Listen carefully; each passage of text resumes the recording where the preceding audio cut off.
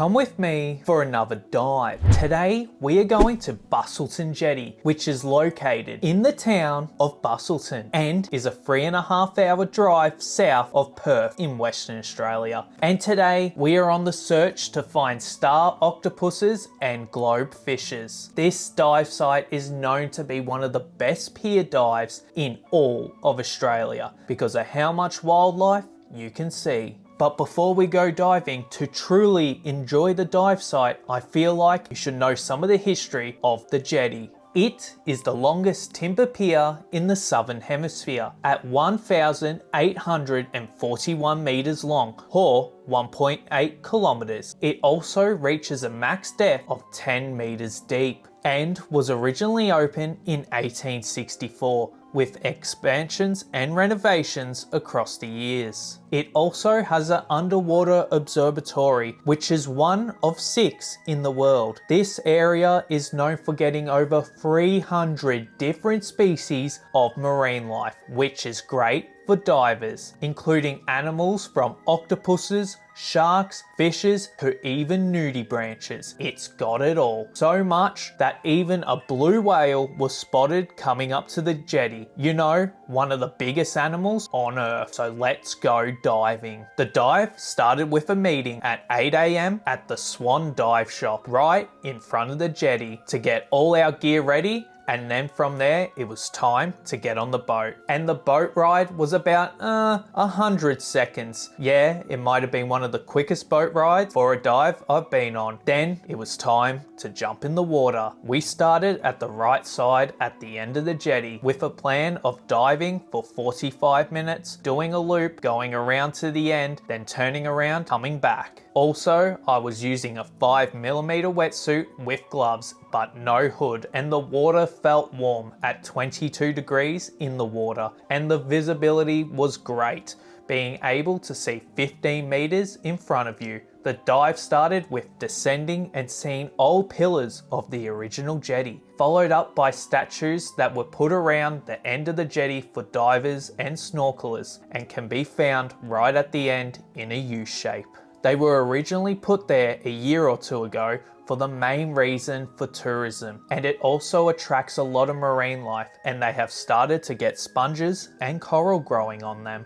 I'm going to name and show all the statues you can see, and actually I didn't see all of them on the dive either because I was too focused on the animals. Starting off with the lighthouse, the octopus, the diver's helmet, the postmaster, the seahorse, the stingray, the SS Parakeets replica, the crab, the shark, queen of the bay, the bronze mermaid, and the southern right whale. And there wasn't a goose statue. Sorry, silly goose fans. First up, I was able to photograph a Western Telma, which is a species of butterfly fish and a new find for me. They're found all throughout southern Western Australia and even a bit of South Australia. Next up, I saw a few Shaw's cowfish, which I see a lot of them scuba diving in Victoria, but also a nice find. Then I was able to find a blue spotted goatfish, getting a clear and nice shot of them. In the first 2 minutes, I had seen over 20 fish and was able to get 3 nice clean photos. We started to slowly make our way to the end of the jetty where we found the octopus statue.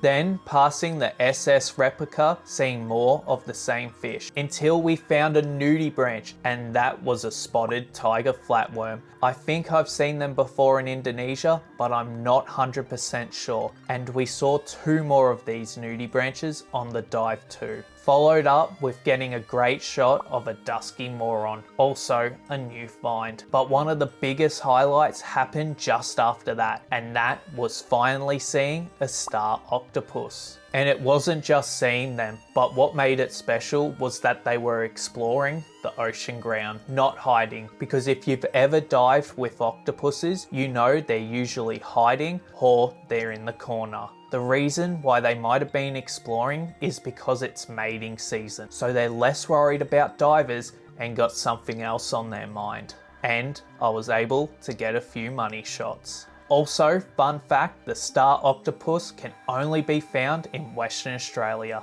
Then, from there, we started diving right under the jetty, looking at the pillars, and luckily enough, we found another nudibranch, which was the purple genus Sagaminoteran.